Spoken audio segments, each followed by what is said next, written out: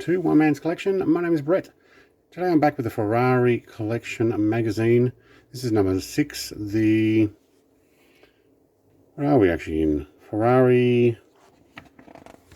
Let's actually quickly look at this one.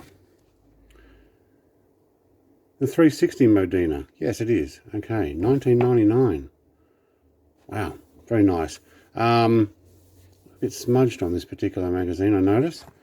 So what I'm going to do, I'm going to have a look at the car at the end. We'll go through on a quick look and on the turntable.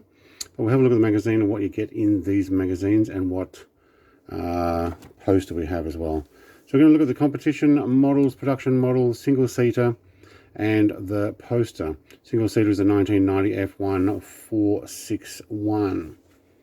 Which I think you do get a model of. And I've said this before on these particular videos. If they're doing a highlight, they actually give you a model of the same. Queen of the Road was the 250 GT, born in the race. I'm not going to read everything. You can actually read a lot of them.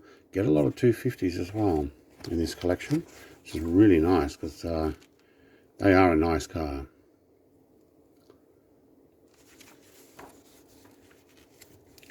Indestructible engineering. They're also one of the most expensive cars in the world now, I believe.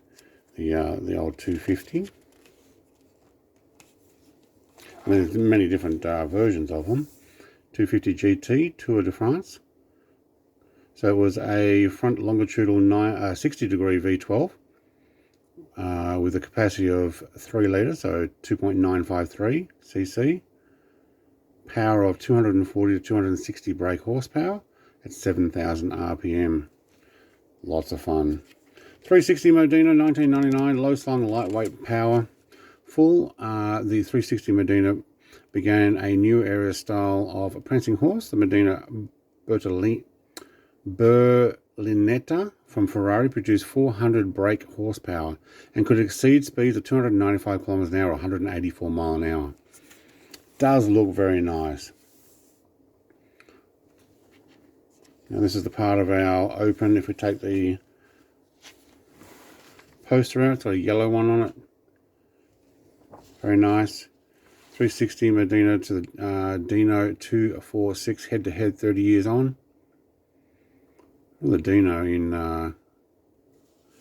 that's how much seconds. Alright, that's how much quicker it is. Acceleration 5th, 6 gears, 70 to 120. Yeah, okay. Well, I imagine it should be. Second part of that same page. I'm not going to take out my posters. I don't have enough wall space. There was 80 something of these magazines. I'm going to make my way through them, but I don't have a room for all of the posters. Born on the track. Nice interior. Very well laid out. 3 air vents. I'm not sure why you need 3 air vents. 1, 2, and 3. You don't have passengers.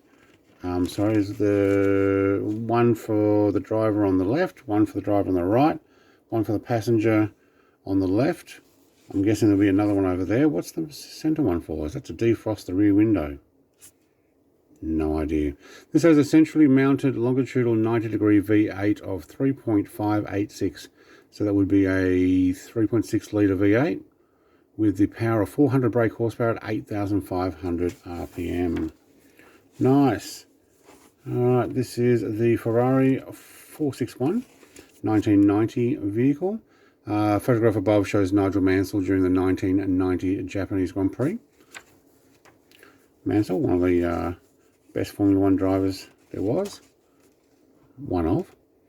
And that has a rear 65 degree V12, 3.5 litre, 665 brake horsepower at 13,200 RPM. Back in the day when they absolutely sung. They were wonderful. Alright, the F1 641 Honours. In 1990, first and second for Mexican GP with Prost Mansell. Spanish, Prost Mansell. Portuguese, Mansell Prost in third. Brazilian, Prost first. French, Prost first. British, Prost first.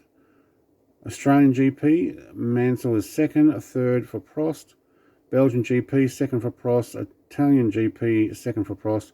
Canadian GP, a third for Mansell. Wow, well done. All right, upcoming in magazine number 7 is the 250 LM model in green with a 21. Very nice. One of the first Ferrari 250s that we get, and I'll show that off in an upcoming video. All right, put this one aside. Change cameras here and have a closer look at the detail on this. Now, even got a little door handle mark there. Yep, same on the other side. Ferrari badge on the back. Beautiful engine layout in this one. The model is done very well. Even the framework down inside. Let's see if I can get enough of a shot on that. I'm very happy with these models.